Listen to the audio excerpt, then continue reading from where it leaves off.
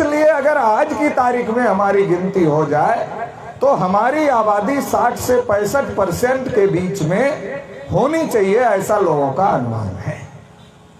लोकतंत्र में संख्या का अपना महत्व होता है। जिसकी संख्या ज्यादा होती है लोकतंत्र में, उसकी सरकारें बनती हैं और वो तय करता है कि देश में क्या होगा और क्या नहीं होगा। ये तय वही करता है जिसके पक्ष में वोट ज्यादा पड़ते हैं, जिसकी संख्या ज्यादा होती है। हम इसीलिए कह रहे हैं कि हम लोग आठवें अजूबे हैं, क्योंकि लोकतंत्र है और लोकतंत्र में सबके वोट की वैल्यू बराबर है। जितना राष्ट्रपति के वोट की वैल्यू है, जितना प्रधानमंत्री के वोट की वैल्यू है, जितना मुख्यमंत्री के वोट की वैल्यू है, उतना ही हमारे में से सब आदमी के वोट की वैल्यू उतना ही है। जितना ब्राह्मण के वोट की वैल्यू है, जितना क्षत्रिय के वोट की वैल्यू है, जितना वैश्य के वोट की वैल्यू है, उतना ही वैल्यू हमारे भी पिछड़े वर्ग के लोगों के वोट की भी है। अब वोट की वैल्यू बराबर है, संख्या भी हमारी ज्यादा है और हमारे वोट के बगैर किसी की सरकार भी नहीं बनती है। लेकिन फिर भी आजादी के 73-74 साल में आज भी हमको इस बात के लिए लड़ाई लड़नी पड़ रही है कि देश में जानवरों की गिनती होती है, कुत्तों की गिनती होती है, हिजड़ों की गिनती होती है, लेकिन हम पिछड़ों की गिनती नहीं होती। इसकी लड़ाई आज भी हमको लड़नी पड़ रही है। तो ये इतना बड़ा जो समाज है जिसको इस देश का शासक बनना चाहिए, वो समाज आज अपनी गिनती करवाने की लड़ाई नहीं लड़ पा रहा है, अपनी संख्या के अनुपात में हिस्सेदारी की लड़ाई नहीं लड़ पा रहा है। अगर नहीं लड़ पा रहा है तो हम दुनिया के 8वें अजूबे से कम है क्या? मुझे तो नहीं लगता हम 8वें अजूबे से थोड़ा भी कम है। तो दुनिया में हम ही 8वें अजूबे हैं। मुंडी गिनो तो हमारी संख्या 52-60% है मुंडी गिनने में, लेकिन दिमाग से हम कहाँ 52 से 60% हैं। दिमाग से तो हम 52 से 60% है नहीं। अगर आप एक चौराहे पर खड़े हो जाओ और एक एक आदमी को पूछो क्या हो भाई, बोलेगा यादव। दूसरे आदमी को पूछो क्या हो, बोलेगा कुर्मी हो। तीसरे आदमी को पूछो क्या हो, बोलेगा मौर्या हो।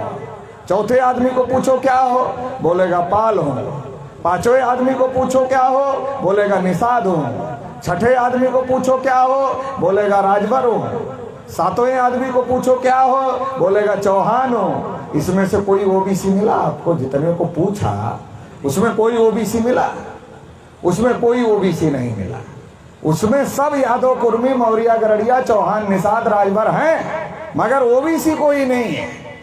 संविधान हमको ओबीसी मान रहा है, हम अपने को ओबीसी नहीं मान रहे, तो हमारी संख्या 52% कैसे होगी? हमारी संख्या 60% कैसे होगी? जब हम दिमाग से अपने को ओबीसी मानेंगे तब हमारी संख्या 52% 60% होगी। लेकिन हम तो अपने को ओबीसी मानते नहीं, हम तो अपने को यादव, कुर्मी, मौर्या, गरैया, निषाद, राजभर, चौहान मानते हैं। और इसकी वजह से जब हम अपने को जाति जाति का मानते हैं तो जाति जाति का नेता भी ढूंढते। अधिकार मिला ओबीसी के नाम पर, लेकिन नेता चाहिए जाति के नाम पर। अब ये 5 उंगली है, एक एक उंगली से मारो चोट लगेगी, उंगली ही टूट जाएगी। लेकिन इसको इकट्ठा करो, मुट्ठा बना के मारो तो जिसको मारोगे उसकी बतीसी बाहर आ सकती है। क्यों? क्योंकि एकता में ताकत होती है। संविधान हमें पिछड़ा मान रहा है, संविधान हमें ओबीसी मान रहा है, लेकिन हम तो जातियों में बटे हुए हैं। अधिकार मिला ओबीसी के नाम पर और नेता चाहिए जाति के नाम पर। जाति हमारे बाप दादा ने नहीं बनाई।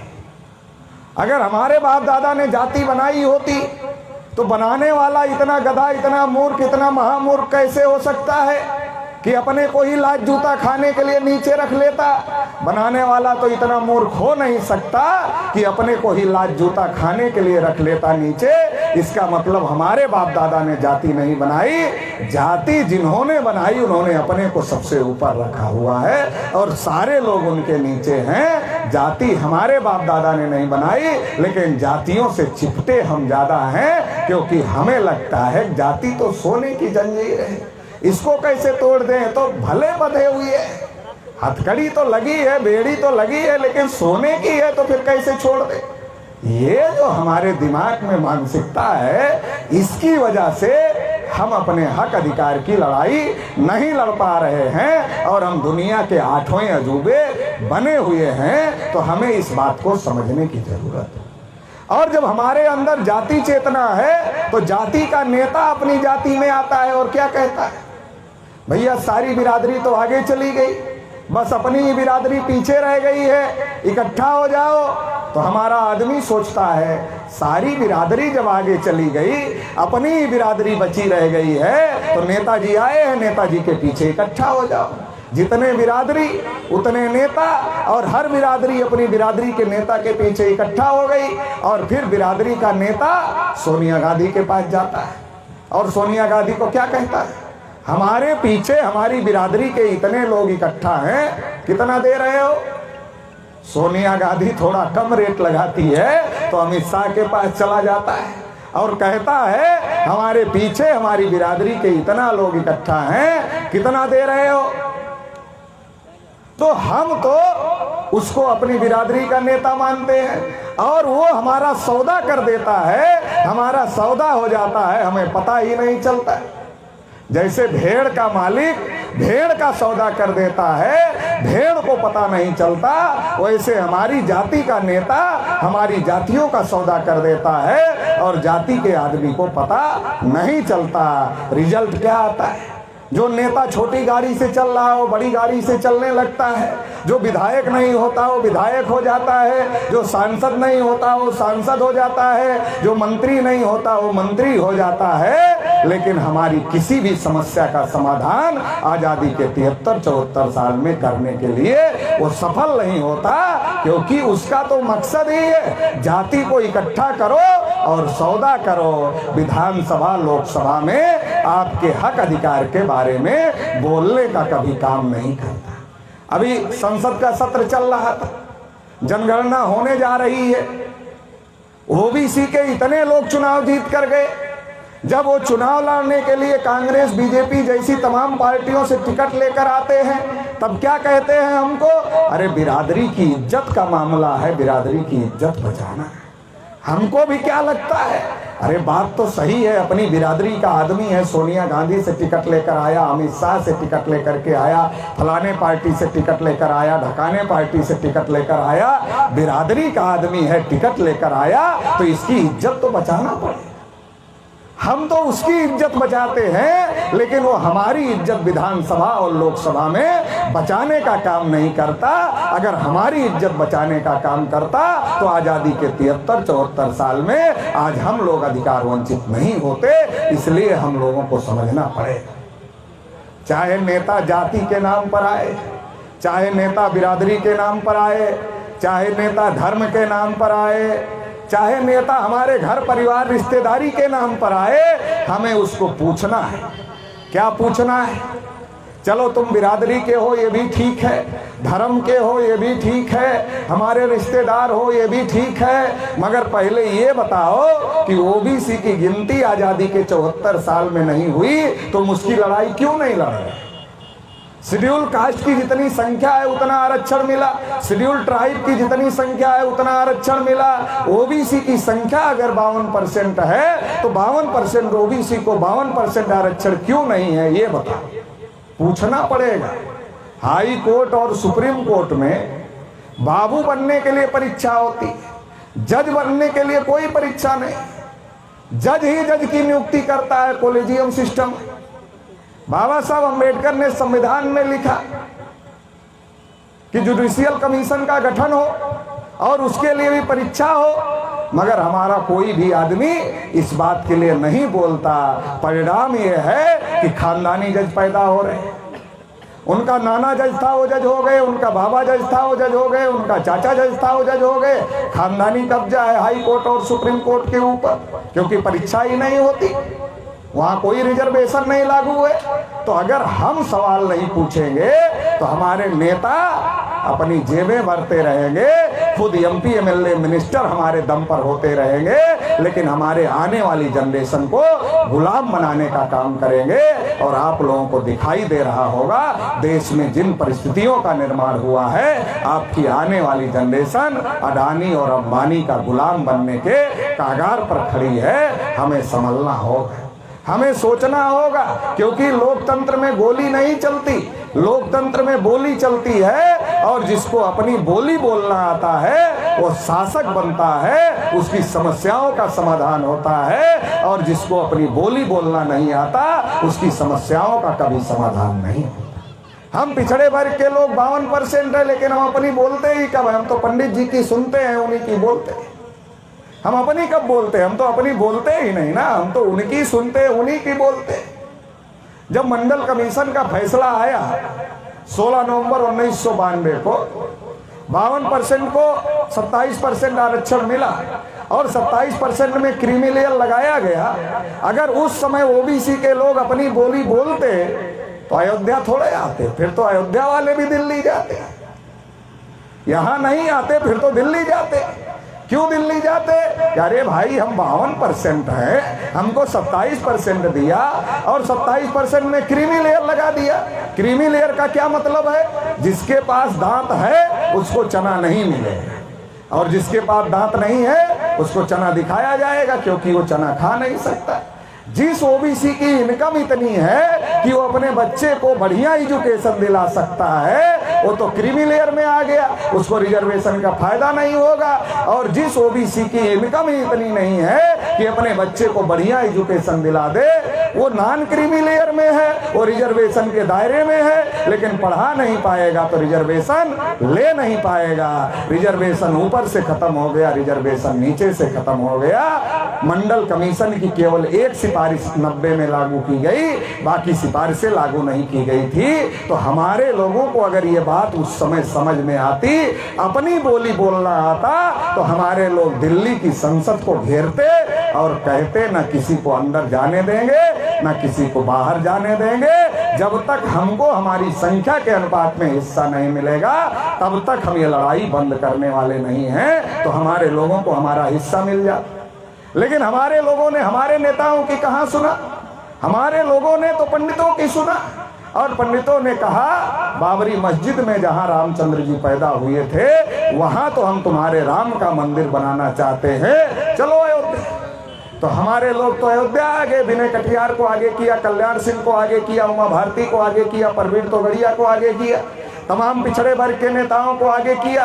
और तमाम पिछड़े वर्ग के नेताओं को आगे करके 6 दिसंबर 1992 को बाबरी मस्जिद गिरा दी गई। 16 नवंबर 1992 को फैसला आया, 6 दिसंबर 1992 को बाबरी मस्जिद गिरा दी गई। जो आपके हक अधिकार की लड़ाई थी, उस हक अधिकार की लड़ाई को दबा दिया गया, मंडल की लड़ाई को दबा दिया गया और मंदिर की लड़ाई को उठा दिया गया।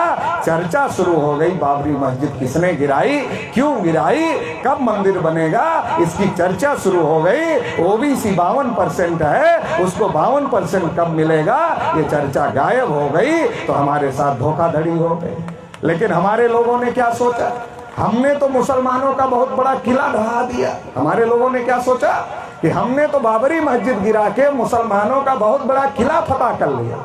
अरे कितना बड़ा किला फतह कर लिया! जिस मस्जिद में मुसलमान नमाज ही नहीं पढ़ते थे, ऐसी मस्जिद गिरा दी। जिस मस्जिद में मुसलमान नमाज ही नहीं पढ़ते थे, ऐसी मस्जिद गिरा दिया। मुसलमानों के पास तो देश भर में लाखों मस्जिदें हैं, नमाज पढ़ने के लिए उनकी नमाज तो बंद नहीं हुई, वो तो पढ़ ही रहे, क्योंकि लाखों मस्जिदें हैं। संविधान में उनको भी अधिकार है नमाज पढ़ने का, तो पढ़ेंगे। मगर मुसलमान का कोई बड़ा नुकसान नहीं हुआ, लेकिन पिछड़े वर्ग के बच्चों को जो लाखों नौकरियां मंडल कमीशन से मिलने वाली थी, वो लाखों नौकरियां चली गई।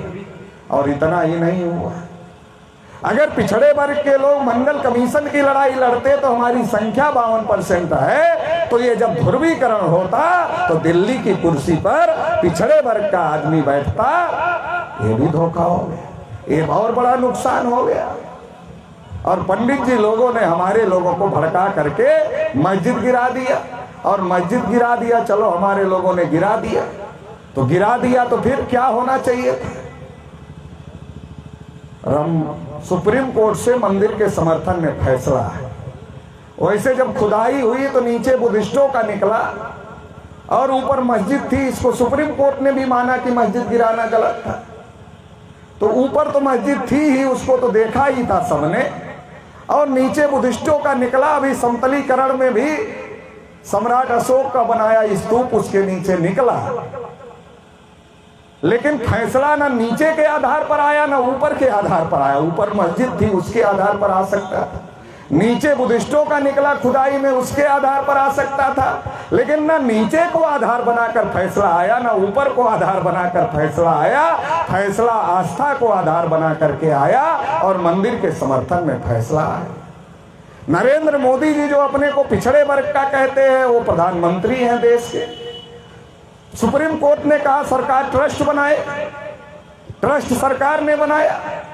एक भी पिछड़े वर्ग के आदमी को ट्रस्ट में नहीं रखा। अरे चलो भाई, हम लोग तो खराब आदमी हैं उनकी दृष्टि में, लेकिन विनय कटियार तो अच्छे वाले आदमी है ना, आपके फैजाबाद के, ये कोई जगह दूसरी जगह के थोड़े, वो तो अच्छे वाले हैं ना, उनके लिए अच्छे वाले हिंदू हैं, बढ़िया वाले हिंदू। कल्याण सिंह भी बढ़िया वाले हिंदू, उमा भारती भी बढ़िया वाली हिंदू है, परवीर तोगड़िया भी बढ़िया वाले हिंदू थे, तभी ना इन लोगों का उपयोग मस्जिद गिरवाने के लिए किया। तो कम से कम इनको तो रख देते, दूसरे को ना रखते खराब वाले लोगों को, मगर इनको तो रख देते, मगर इनको भी ट्रस्ट में रखने का काम नहीं किया। इसका मतलब क्या है? इसका मतलब यह है कि पिछड़ों का इस्तेमाल करो, इनका समर्थन हासिल करो धर्म के नाम पर, और फिर इन्हीं का सत्यानाश करने का काम करो। ट्रस्ट में एक भी ओबीसी को नहीं रखा, लेकिन चंदा मांगने के लिए जरूर आते होंगे, क्योंकि रामनाथ कोविंद जी जब पुष्कर के मंदिर में गए तो पंडितों ने उनको धक्का मार दिया। तब वो अच्छे वाले हिंदू नहीं थे। दो ही समय तो हम अच्छे वाले हिंदू होते हैं, जब मुसलमानों से लड़ना हो तब अच्छे वाले हिंदू, और जब वोट देना हो तब और अच्छे वाले हिंदू। दो समय अच्छे वाले हिंदू। लेकिन जब हम अपने हक अधिकार की मांग करते हैं तब हम अच्छे वाले हिंदू नहीं हैं। तो रामनाथ कोविंद को धक्के मारा, और जब तब वो अच्छे वाले हिंदू नहीं थे, लेकिन जब चंदे की शुरुआत करनी हुई तब देश भर में वो सबसे अच्छे वाले हिंदू हो गए और उनसे ही चंदा की शुरुआत की। तो आप लोगों के बीच में भी आते होंगे, तो झगड़ा लड़ाई तो करना नहीं है। लोकतंत्र में झगड़ा लड़ाई करने का कोई मतलब नहीं है, बोली ही बहुत है।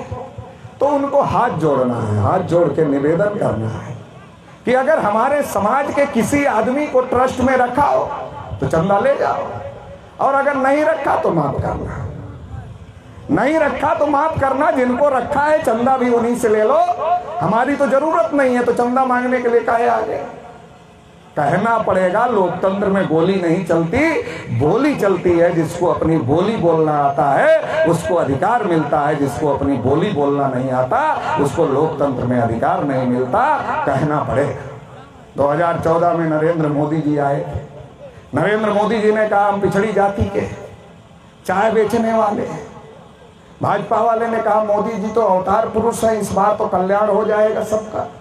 हमारे लोगों ने भी सोचा कि मोदी जी पिछड़ी जाति के हैं, चाय बेचने वाले मतलब गरीब है, हम भी गरीब हैं, मोदी जी भी गरीब हैं, तो जरूर इस बार हमारा कल्याण हो जाएगा, मोदी जी को प्रधानमंत्री बना देना चाहिए। मगर नरेंद्र मोदी जब देश के प्रधानमंत्री बने तो जानवरों की गिनती का आदेश दिया, मगर ओबीसी की गिनती का आदेश नहीं दिया। 314 ओबीसी के बच्चे जो यूपीएससी की परीक्षा पास किए थे, उनकी नियुक्ति को क्रीमी लेयर का बहाना बनाकर रोक दिया। ओबीसी के बच्चों की स्कॉलरशिप लगभग बंद कर दी, ओबीसी को बजट में हिस्सा नहीं दिया, और जो नीट की परीक्षा मेडिकल का राष्ट्रीय लेवल पर शुरू हुआ उसमें ओबीसी को आरक्षण नहीं दिया। नतीजा ये हो गया कि जनरल कास्ट के बच्चे कम नंबर पाकर एमबीबीएस पा रहे हैं, ओबीसी समाज के बच्चे उनसे ज्यादा नंबर पाकर भी एमबीबीएस नहीं कर पा रहे हैं। हमारे लोगों ने मोदी पर भरोसा किया, लेकिन मोदी ने हमारे लोगों के साथ विश्वासघात करने का काम किया। हमारे लोगों ने कभी कांग्रेस नेहरू पर विश्वास किया था तो नेहरू ने गिनती रोकने का काम किया था, कालेलकर कमीशन को रद्दी की टोकरी में डालने का काम किया था। मतलब जब कांग्रेस पर विश्वास किया तो कांग्रेस ने भी धोखाधड़ी करने का काम किया, और जब बीजेपी पर विश्वास किया तो बीजेपी ने भी हमारे साथ धोखाधड़ी करने का काम किया। 2017 में यूपी का इलेक्शन हुआ, बीजेपी वाले हर बिरादरी के बीच में गए और कहने लगे, क्या कहने लगे? अरे हम तो तुम्हारी जाति के आदमी को मुख्यमंत्री बनाना चाहते, ये यादव लोग तो सब हिस्सा ही हड़प गए हैं दूसरी जातियों का, इसलिए हम तो तुम्हारी ही जाति का मुख्यमंत्री बनाना चाहते हैं। हर जाति में गए, हर जाति का मुख्यमंत्री बनाया। पटेल में गए तो बोले अनुप्रिया पटेल को बनाएंगे, मौर्या में गए तो कहा केशव मौर्या को बनाएंगे, राजभर में गए तो कहा ओम प्रकाश राजभर को बनाएंगे, और जिसमें गए उन बिरादरी का नाम लिया। क्योंकि हमारे अंदर वर्गीय चेतना नहीं है, जातीय चेतना है, इसलिए हम लोगों ने सोचा कि हमारी बिरादरी का मुख्यमंत्री बन जाए। अगर हमारे अंदर हमारे हक अधिकार के बारे में चेतना होती तो हम बीजेपी वालों को कहते, अरे भाई तुम मुख्यमंत्री किसी को बनाओ, पिछड़ी जाति का बनाओ, शेड्यूल कास्ट का बनाओ, शेड्यूल ट्राइब का बनाओ। पहले तो तुम ये बताओ कि हमारी गिनती इतना दिन से रुकी हुई है, इसको क्यों नहीं करवा रहे हो? तुम्हारी केंद्र में सरकार है, पहले ये बताओ। दूसरी बात ये बताओ, जब SC ST को संख्या के अनुपात में आरक्षण है तो OBC को संख्या के अनुपात में क्यों नहीं? पहले ये बताओ। तुम्हारी दिल्ली में सरकार है, इसको लागू करो। हाई कोर्ट सुप्रीम कोर्ट में आरक्षण लागू करो और सभी क्षेत्र में आरक्षण लागू करो। जैसे SC ST के लिए एक्ट है वैसे OBC के लिए भी एक्ट बनाओ। अगर हम अपने मुद्दे उठाते तो वो फेल हो जाते, क्योंकि वो हमारे मुद्दे की लड़ाई लड़ने वाले नहीं है, हमारे मुद्दे लागू करने वाले नहीं हैं। लेकिन हमने क्या सोचा? हमारी बिरादरी का मुख्यमंत्री बन जाए, हमारी बिरादरी का मुख्यमंत्री बन जाए, हमारी बिरादरी का मुख्यमंत्री बन जाए। सब ने सोचा हमारी बिरादरी का मुख्यमंत्री बन जाएगा, और जब बीजेपी वालों ने सबको बेवकूफ बनाकर सबका वोट ले लिया, जैसे मछली को कटिया में फंसाने के लिए केचुआ लगाना पड़ता है ना, नहीं तो मछली तो कटिया में फंसेगी नहीं, वैसे ही भाजपा वालों ने हमारे OBC के लोगों को अपनी कटिया में फंसाने के लिए हमारे तमाम पिछड़े वर्ग के नेताओं का चेहरा दिखा करके इस्तेमाल करने का काम किया। और जब बहुमत मिल गया, केशव मौर्या को उप बनाकर चुप कर दिया। योगी आदित्यनाथ को उत्तर प्रदेश का मुख्यमंत्री बना दिया। योगी आदित्यनाथ ने पूरे उत्तर प्रदेश में इतने साड़ छोड़ दिए, आज दिल्ली में किसान नरेंद्र मोदी से परेशान हैं, क्योंकि नरेंद्र मोदी ने 3 काले कानून ला दिए, किसानों के रास्ते में कील ठुकवा रहे। और यूपी के किसान योगी आदित्यनाथ के साड़ों से परेशान है।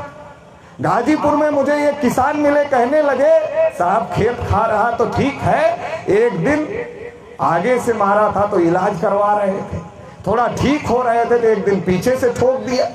तो ये सांड भी ठोक रहे हैं और योगी की पुलिस भी ठोक रही है। एक तरफ सांड ठोक रहे हैं, एक तरफ योगी की पुलिस ठोक रही है। फर्जी इनकाउंटरों का सिलसिला लगातार चल रहा। अरे हम ये कहते हैं पुलिस को किसने अधिकार दिया भाई गोली मारने का? पुलिस का काम है अपराधी को पकड़ो, कोर्ट में पेश करो, कोर्ट सजा दे। लेकिन आप लोगों ने रामायण महाभारत बहुत पढ़ा होगा, उसमें वध होता था। वध जब कहा जाता था फला आदमी का वध हो गया, लोगों को लगता था दुष्ट आदमी रहा होगा, पापी आदमी रहा होगा, इसलिए न वध हो गया। वैसे आज की तारीख में इनकाउंटर हो रहा है तो लोगों के लिए अरे बड़ा गुंडा रहा होगा, माफिया रहा होगा और गैंगस्टर रहा होगा, और पुलिस को गोली चलाई होगी, पुलिस ने बचाव में गोली चलाई होगी और उसकी मौत हो गई होगी। लेकिन साथियों, फर्जी इनकाउंटर हो रहा है। अगर जांच हो जाए तो 90% इनकाउंटर, 99% इनकाउंटर जो पुलिस कर रही है वो फर्जी है, और सबसे ज्यादा पिछड़े वर्ग के लोगों को उसमें निशाना बनाया जा रहा है। लेकिन हमें अपनी बोली बोलना कहाँ आती? पिछड़े वर्ग के लोगों के घर जलाए जा रहे पूरे प्रदेश में, उनकी जमीनों पर कब्जा किया जा रहा है, रेप बलात्कार हो रहे हैं। अभी हाथरस में कुछ दिन पहले की घटना है, एक लड़की के साथ छेड़खानी हुई, उसने पुलिस में केस कर दिया, उसके बाप को खेत में जाकर गोली मार दिया गया। अराजकता की कोई लिमिट ही नहीं रह गई है। ये सारा अन्याय और अत्याचार अगर पूरे प्रदेश में मचा हुआ है तो हम लोगों ने जाति जाति के नाम पर वोट दिया, इसकी वजह से ये हो रहा है। और जब राष्ट्रीय पिछड़ा वर्ग मोर्चा ने पूरे प्रदेश में ये मुद्दा उठाया कि पिछड़ों का उत्पीड़न हो रहा है, तो विकास दुबे नाम के एक गैंगस्टर को, क्योंकि उन लोगों ने सोचा अगर पिछड़ों का उत्पीड़न हो रहा है, फर्जी इनकाउंटर हो रहा है, हत्याएं हो रही है, अगर ये चर्चा चलती रही, बलिया में तो खुलेआम पुलिस के सामने पाल की हत्या गोली मारकर की गई थी, पुलिस के सामने, अधिकारियों के सामने, मतलब अराजकता की कोई हद ही नहीं है। तो उन लोगों ने सोचा ये पिछड़े वर्ग के लोगों के ऊपर अत्याचार हो रहा है, अगर ये चर्चा का विषय बना तो इससे क्या होगा, इससे पिछड़ा वर्ग बीजेपी से निकल लेगा। अगर पिछड़ा वर्ग बीजेपी से निकल लेगा तो बीजेपी में बचेगा ही कौन, बीजेपी का तो दिवाला निकल जाएगा। तो उन्होंने एक अफवाह फैलाई कि प्रदेश में ब्राह्मणों का उत्पीड़न हो रहा है और हमारे लोग तो उन्हीं की सुनते हैं, उन्हीं की बोलते हैं। तो हमारे लोग भी चौराहे पर बैठकर चर्चा करने लगे कि ब्राह्मणों का उत्पीड़न हो रहा है। अरे अपना उत्पीड़न भूल गए जो रोज हो रहा, हजारों साल से हो रहा है, और ब्राह्मणों का उत्पीड़न हो रहा, इस चर्चा में शामिल हो गए। साथियों, हमें अपनी बोली बोलना सीखना होगा। राष्ट्रीय पिछड़ा वर्ग मोर्चा इसीलिए परिवर्तन यात्रा निकाला हुआ है कि हम पिछड़े वर्ग के लोगों को जागृत करना चाहते हैं, संगठित करना चाहते हैं, और जागृत और संगठित करके इस देश में बड़ी लड़ाई इंसाफ कायम करने के लिए लड़ना चाहते हैं। नरेंद्र मोदी जी ने कहा मैं देश नहीं बिकने दूंगा, मगर बीएसएनएल नहीं बचने दूंगा, रेलवे नहीं बचने दूंगा, देश नहीं बिकने दूंगा, मगर कोई भी सरकारी विभाग बचने नहीं दूंगा, कोई भी सरकारी कंपनी बचने नहीं दूंगा। और मति तो इतनी भ्रष्ट हो गई कि सरदार पटेल स्टेडियम को भी नरेंद्र मोदी स्टेडियम नाम बदल के रख लिया। मतलब मति भ्रष्टि की भी कोई लिमिट होनी चाहिए, अनलिमिटेड मति भ्रष्ट हो गई है। तो उन्होंने तो जो उनके हाथ में है, तो मोदी जी ने ये ठान लिया है देश की सारी सरकारी चीजें अडानी और अंबानी को देकर जाएंगे। लेकिन मोदी जी के सामने संकट था कि जो जमीनें किसानों के पास में है उसे मैं कैसे दे सकता हूं, मैं तो दे नहीं सकता। इसलिए 3 काले कानून आ गए। धीरे धीरे आपकी जमीनों पर अडानी और अंबानी का कब्जा हो जाएगा, किसान अपने ही खेत में मजदूर हो जाएगा। और जब किसान मजदूर हो जाएगा तो क्या होगा, मजदूर तो पहले से ही मजदूर है, मजदूरी का घंटा 8 से बढ़ाकर 12 घंटा करने की तैयारी चल रही है। खबरें आप लोगों ने भी पढ़ी होगी।